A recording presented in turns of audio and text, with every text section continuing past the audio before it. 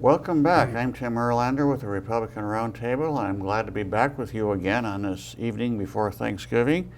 And I'm also glad to have Mark Sullivan with me again, my co-host. We are back and glad to be back. It's good to see you again. And our special guest is Richard Aguilar. You like to be called Richard or Rick? You go by Rick. Rick, okay. Yeah. And you're the president of a Republican group that works with Hispanics, is that correct? It's the Hispanic Republican Assembly of Minnesota. Yeah, okay. We're an affiliate of the party, about 15 years now. Okay. Yeah. And you've got a large resume. We won't go into that, but we'll stick with the one that matters to us, that is your political activity. Right. And we are, of course, after the election, and like everybody that is on our side of the fence, we had a big sense of relief after this election was over with. We had a big win this time. Yeah. Well, I agree. It was an exciting campaign, and funny of the twists and turns. You know, we were originally, our Hispanic Assembly, we were originally with, and I'm going to use Trump's way that he identified these. We were Little Marco. See, because Trump would call him Little Marco. Right. Mm-hmm. So we were with Little Marco originally, and you know, the guy won Minnesota. So we were feeling good. And you know, and Marco Rubio was really appreciative. The fact that he won here. I think it was one of the few states that he won. Well, yeah, I think this in the District of Columbia. Yeah. So he won. He's kind of like a Minnesotan kind of, you know, adopt. But then after he was gone, we went to Lion Ted. You know, as Trump would call him Lion Ted. And you know, and Ted fought a good battle. But I'll tell you, I really wanted to fit this in here in this interview. You know, Ted Cruz and Marco Rubio became the most well-known Latino politicians in the history of this country. That's for sure. And what I really appreciated, what I really thought about that, I said, you know, when Marco Rubio won Minnesota, the Republicans didn't think of him as a Latino. They thought about him as an American, a conservative, attractive, articulate, smart, well-read, well thought of politician that could be president. Who just happened to be Latino. I mean, exactly. Very, very and the same thing with Ted. You know, that doesn't happen in the Democrat Party. No, in the Democrat Party, they label these guys, and usually everyone's labeled and apportioned according to their size of their group. And you know, and kind of they label them. And generally, if let's say, heaven forbid, Hillary would have won, they probably would have took a Latino, and they always put them in HUD. They never get on the cabinet.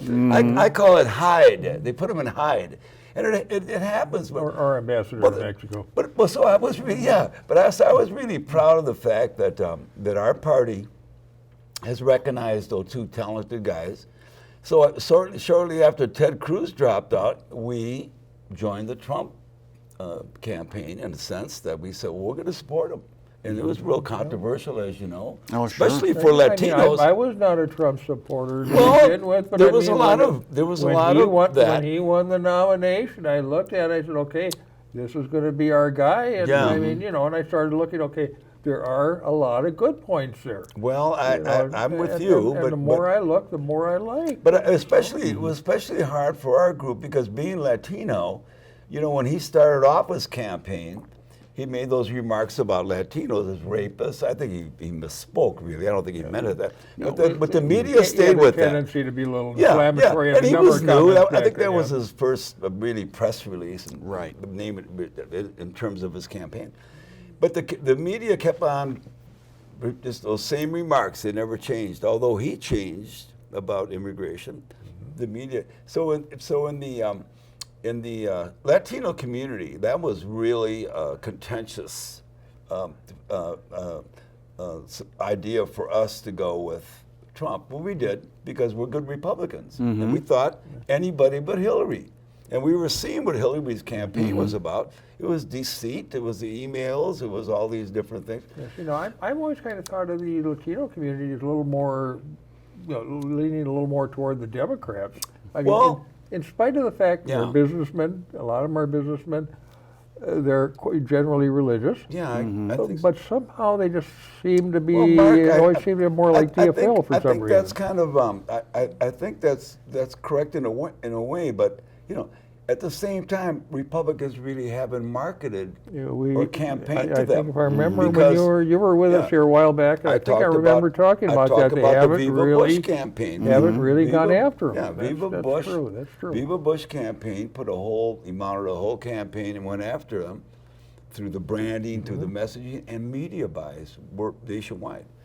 So, but at the same time, I was kind of fortunate, really. It was right after the Trump went to President-elect Trump went to Mexico, which was a surprise for me. I don't know if he'd get back alive. You know, this guy after he told him after he got nominated. Pay for a wall. It was after he nominated. He decided to take this surprise trip to Mexico, which caught everybody off guard. I thought this guy might end up in Cancun somewhere and we never see him again, you know? Maybe open a hotel over there. But at the same time that he was going to Mexico, he had started a Latino advisory group. It was made up of a lot of evangelical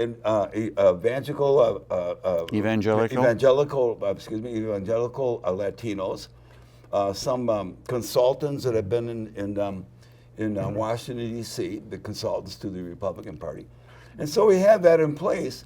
And shortly after he got back from Mexico, he did a speech in Arizona, which was kind of heated. Well, that group resigned on him, and they did it publicly, which was really a slap in the face to President-elect Trump. He had groups here and there kind of resign on him. Well, he wasn't President-elect then. He was just a nominee. But at the nominee. same time, he was a nominee. But I mean, I keep on calling him president. Yeah, I know. That's okay. Yeah, but at the same time, so that group resigned publicly, and stating that he wasn't going to do anything for the Latino people. I got a call right around that time from the Star Tribune. A young reporter there called me and asked me what I thought about the Latino advisory group resigning, and whether if we were going to stay with the campaign, with the Trump campaign. And we did the interview, and it was a good interview. It was out in the Sunday paper. We had about a half a page. And I stated that I wasn't going to leave the Trump camp. We were going to stay with Trump. Well, that kind of made its way to the Trump team, and then the media team called me and asked if I would be part of the media team here in Minnesota. And so I went about doing a lot of radio interviews and some TV. And what we were saying was that Trump had kind of changed his idea on immigration from the original statements, where he was saying he wasn't planning on deporting anyone until we got our border under control. Well, and it's true. Right. I mean, it's not going to do you any good until you can control the border. Right. So all those things about deporting 11 million people, that went away, but the media didn't let it go away because they kept on repeating his opening statement. So as Trump was gaining strength, there was this whole movement by the Latino media in this country, led by Univision. Now, Univision is regarded as the most watched Spanish language television and broadcasting company in the U.S. And the president of Univision, the owners, had said they are going to deliver the vote for Hillary. Just blatantly said it. So they were going to be biased, and they were going to deliver this vote. They were talking like in the high 90s because they felt every Latino was going to be insulted by Trump. Right. Well, every Latino is going to follow whatever they say too. Exactly. Exactly. And they were kind of looking at, and in particular, this one of the anchors, Jorge Ramos, was the fellow. Now, if you remember going back to some of Trump's press conferences, he threw Jorge Ramos out of a press conference. He said, "I don't want you in my press conference, because you're with Univision and you're totally against me." Well, that had the whole Latino community going nuts all over the country. They were just... So I started making some calls and I started feeling out some of our networks, Republican, Hispanic networks throughout the country. I saw something different. I saw a lot of these Latino working people that are similarly like Rick Aguilar's and born and raised here, and they weren't. I don't think they were quite ready to vote for Hillary. And Trump started talking about jobs. He started talking about school choice, which is big for Latinos because we have this achievement gap in Minnesota. Yeah, you're right. And so I started feeling a little more confident that he might have a chance.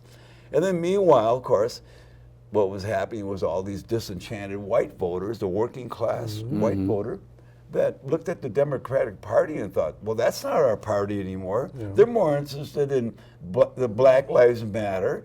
They're more interested in the gay movement and the environment. The fringe left. And pretty much going real left. That's where they get a lot of their money. Exactly. Yeah. That's why Hillary had a $1 billion campaign. Yes.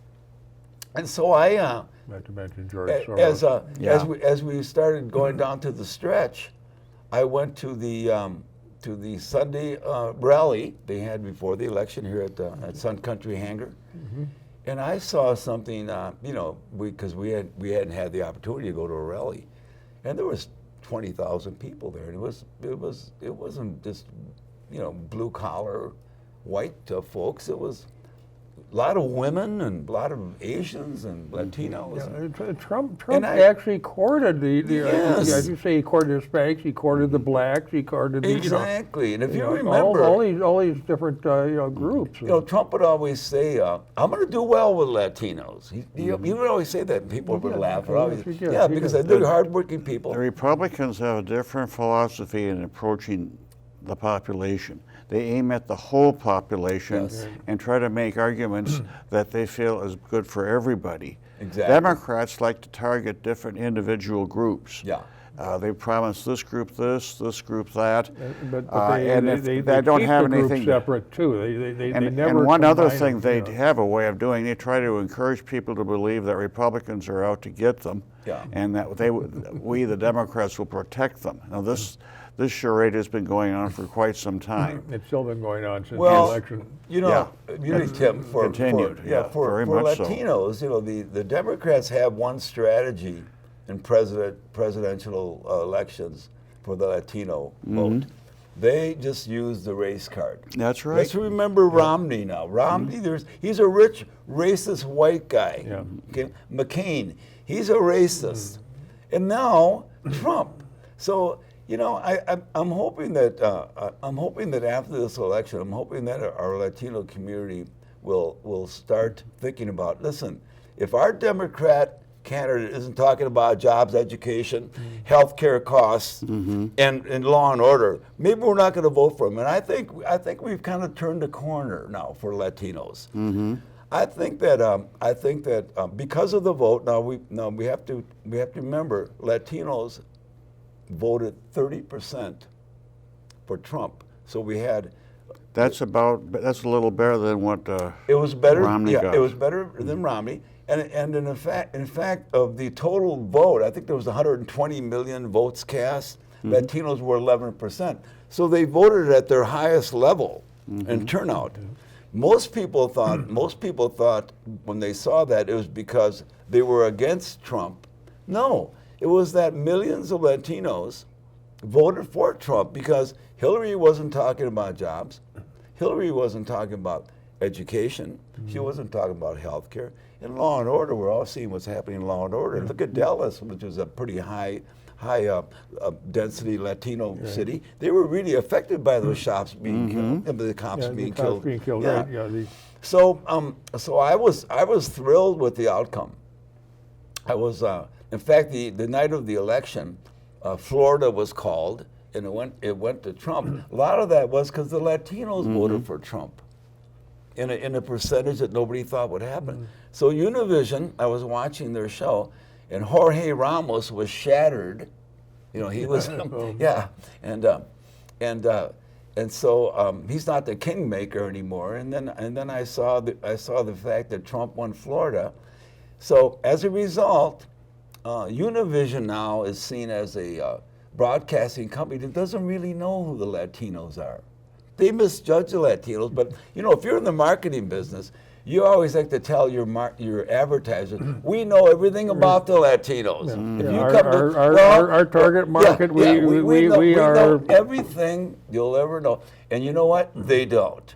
And Jorge Ramos, instead of being the kingmaker, I think I saw him yesterday morning, 3 a.m. selling mattresses. So he's not probably not going to be the anchor. They're not the Al Jazeera of the, Time to get back to business they're here. not the Al Jazeera of the Hispanic market. Yeah. No. So you know, I think this is a great opportunity for the Republican Party.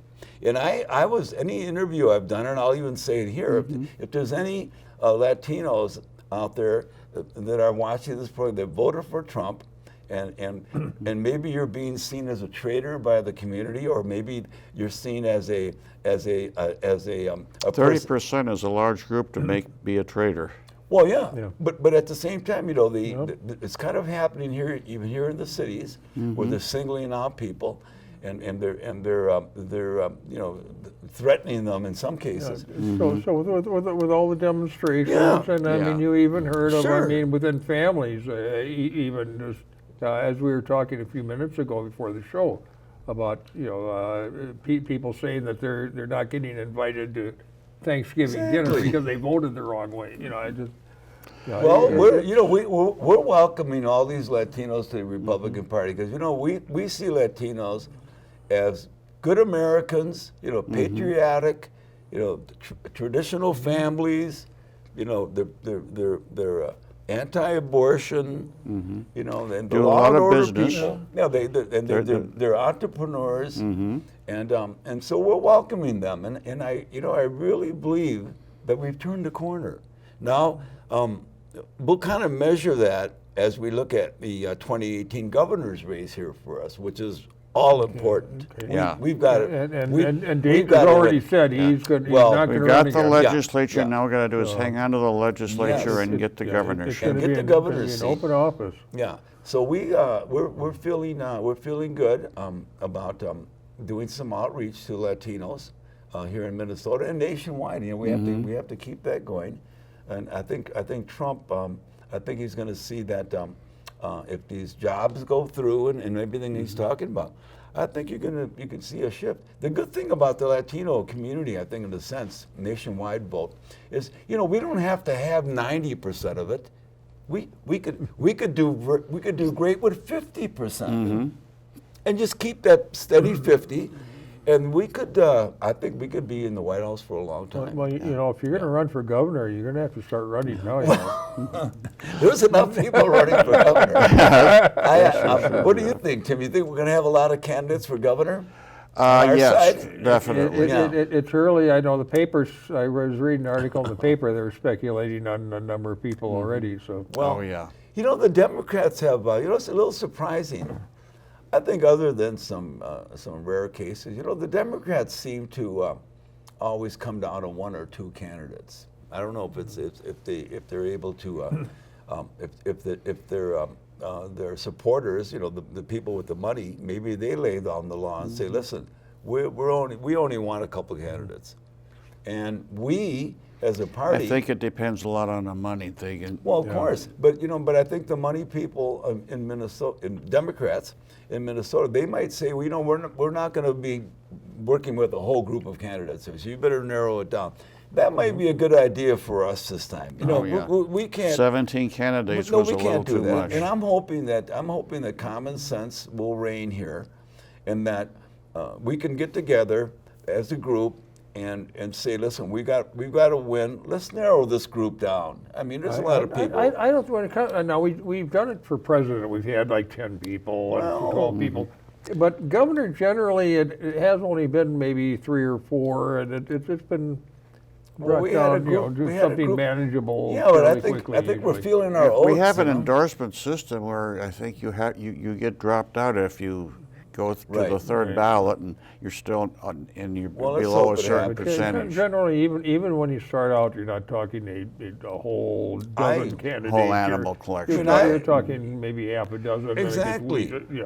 Weeded out to the 2 the or one 3 thing I want to add really here quickly. that I think is something that involved me was that I was very interested in Marco. Oh yeah. I looked at him. This is a very capable fellow, and I concluded he could do the job. And it didn't hurt that I thought he could break off a good part of the Hispanic vote. Well, I'm thinking. Well, first of all, I'm really pleased that Marco was reelected. Yeah, I am too. Because he was almost going to drop out of politics, and so that was a blessing. Because even with Ted, I was going to say Lion Ted, but we're not going to call him that anymore. Now that's over. Yeah, we can't call him. Yeah. But with Ted, I think as Trump. As his administration does what he said he was going to do, we've got two great spokespeople with Ted Cruz and Marco Rubio. More on Marco because he's fluent in Spanish. Yeah. That could be out there doing a lot of visits nationwide to the Latino community. We're so blessed to have those two. Yeah. And as you look at the Democrat Party as they're rebuilding. I'm anxious to see where they're going to put the Latinos. All I'm hearing now is more of the African American lead, and then the more progressives. So if the Hispanic community is not included in what the Democrats plan to do to rebuild their brand, because their brand is almost done now, and we look at we could look at Obama's legacy. I see Obama's legacy as a guy who decimated the party. That's going to be the party is decimated.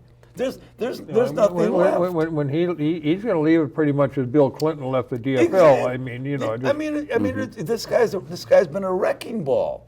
Yeah, he's popular, but if you look at the midterm elections, nobody won. He got wiped out, and now he couldn't deliver Hillary.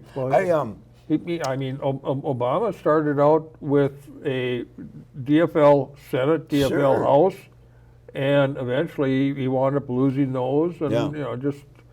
We've been using. And as you say, couldn't turn over Hillary. Well, we've been using Obama's first 3 years in office as a kind of as a talking point to Latinos, because he had promised them immigration reform. And you're right, Mark. He had the House and he had the Senate. Right. It would have been easy to do immigration reform, but he didn't. Instead, he started deporting Latinos to the point where he deported more Latinos than any president in history. That's true, he did. And the Latinos were,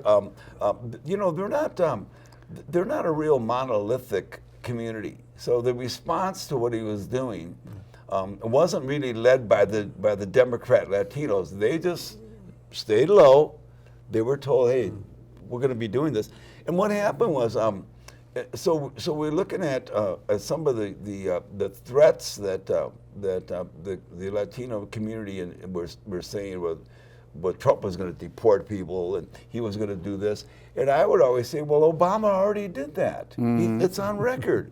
Yeah. This man's not even in office yet. But the people that Obama deported, example, I was just watching a TV show. I don't know if you've ever seen Little People, Big World. Yeah. They had a worker on their farm, been with them for 15 years, legally on a worker's permit, and they were deporting them back to Mexico, saying, no, we're not going to let you stay up here anymore. Yeah. So here was someone who was here legally, employed, gainfully, everything else, and they're saying, no, you got to go back. Yet there are how many people that broke the law the first time they stepped into this country? This immigration reform is one of the things that Democrats have been using for as long as I can remember is to try to scare minorities. Oh, sure. Hispanics, blacks, gays, feminists. Elderly, they come up with boogeymen to scare them. Republicans will take away your Social Security. Exactly. They've been doing that for a long time.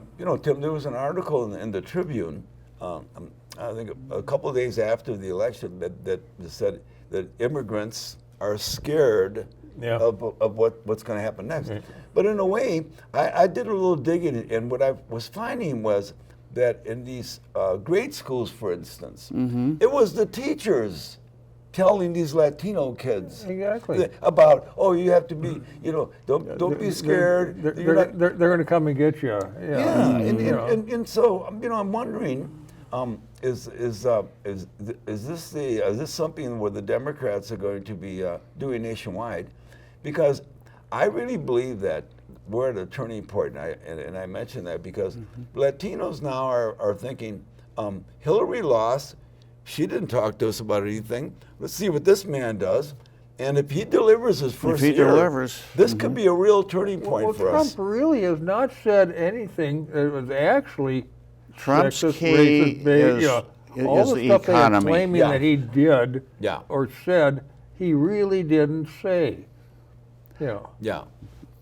Well, they've taken something that he said and expanded it. Oh, sure. Just like gossip.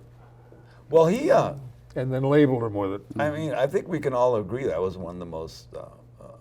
It was Trump smelled something that everybody else missed. That has to be given to him. Yeah. He sensed that there was a big population of displaced workers who were being ignored and who weren't regarded as people we needed to and that was his kind of talk to, and he aimed at them, and we saw what happened. It was amazing. Yeah. And what the appeals to the white working class actually fits quite well with Hispanics. Yeah. They can. You are they're really right, not Tim. that much difference. You're absolutely right, Tim. And I think again, I think we've got a great opportunity here. Now. What we have to do is, and I think Wrights and the RNC did a good job. They had their program in place. Let's not forget it was Trump that had the message, but the RNC had their team out there in place, so they were ready to reach out to this. It was kind of a new group in a sense, but they were ready and in place because their the message. Their teamwork nationwide was pretty impressive. So let's hope we can keep that going. And then I think that as we see and utilize Ted Cruz and we utilize Marco Rubio, and there's some other talented Latinos, Susana Martinez, who's in New Mexico. Yeah, I've heard of her. And Sandoval in Nevada. I think we've got some great spokespeople that can be out there and going around the country and getting these groups together. I think we have a future with Hispanics in this country. I really believe we do. No question about that. And I think we're getting near to the end of our program. Oh, that went quick. I know, and when you're enjoying yourself, things go really quickly, don't they? That was a good conversation, guys. So we're going to have to call it quits. Okay. Thanks, Rick, for coming. It's good to hear pleasure. from you again, It's a and pleasure. we're looking forward to some real interesting happy future. Thanksgiving to both you guys, and if any of the relatives get the Democrat relatives get a little. We'll take care of them. Oh yeah, I've had a few very Okay, local that ones. should do it. We'll see you next time.